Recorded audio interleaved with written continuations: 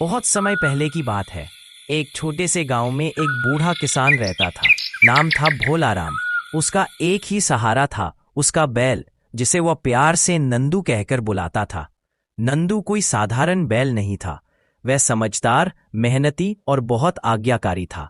भोलाराम की जिंदगी बेहद साधारण थी, लेकिन उसमें एक संतोष था जो अमीरों के पास नहीं था।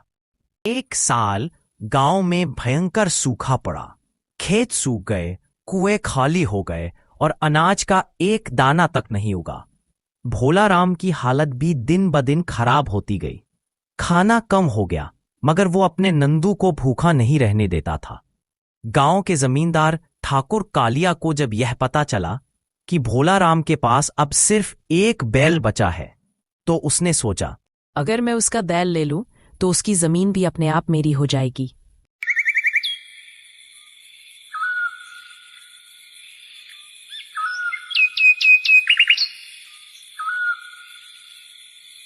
एक दिन ठाकुर अपने सेवकों के साथ आया और बोला, भोलाराम, तेरा कर्ज बहुत बढ़ गया है, अब तू अपना बैल मुझे दे दे। भोलाराम हाथ जोड़कर बोला, मालिक, यही तो मेरी आखिरी पूंजी है, इससे ही मैं फिर से खेत जोतकर कुछ खा पाऊंगा। लेकिन ठाकुर ने जोर जबरदस्ती कर नंदू को छीन लिया। इस रात भोलाराम बहुत दुखी था। आसमान की तरफ देख वह बोला, हे भगवान, मेरे नंदू को मुझसे मत छीनो, वो तो मेरे बेटे जैसा है। उसी रात एक जादुई प्रकाश कमरे में फैला और एक बूढ़ा साधु प्रकट हुआ।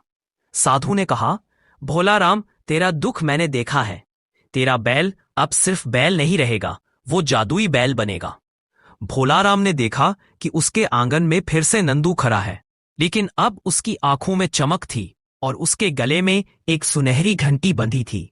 साधु बोले, अब नंदू हर रात सोने के सिक्के देगा, लेकिन एक शर्त है, उसका उपयोग सिर्फ भलाई के लिए करना, लालच मत करना। अगली सुबह भोलाराम ने देखा कि नंदू की गोबर में चमचमाते सोने के सिक्के थे। भोलाराम चकित रह गया। उसने कुछ सिक्कों से गांव के गरीबों को खाना बांटा, टूटे मकानों की मरम्मत कराई और मंदिर में दिया जलवाया। धीरे धीरे गांव फिर से हरा भरा होने लगा। लेकिन यह बात ठाकुर कालिया तक भी पहुंच गई। ठाकुर ने एक योजना बनाई। वह रात को भोलाराम के घर चोरी से घुसा और नंदू को चुराकर अपने हवेली ले गया।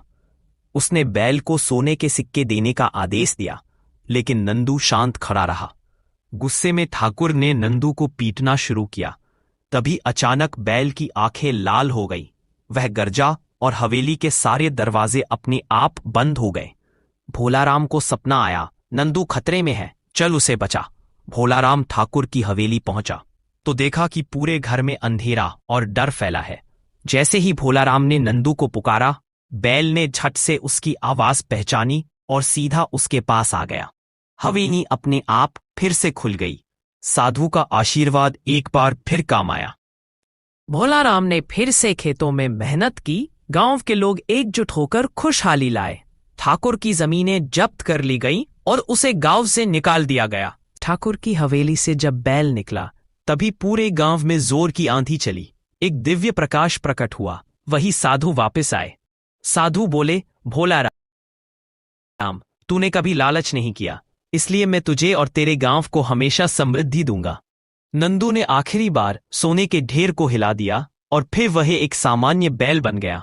भोलाराम रो पड़ा, अब नंदू में जादू नहीं रहा। साधु मुस्कुराए, अब उसे जादू की जरूरत नहीं, अब गांव में खुद मेहनत और प्रेम का जादू होगा।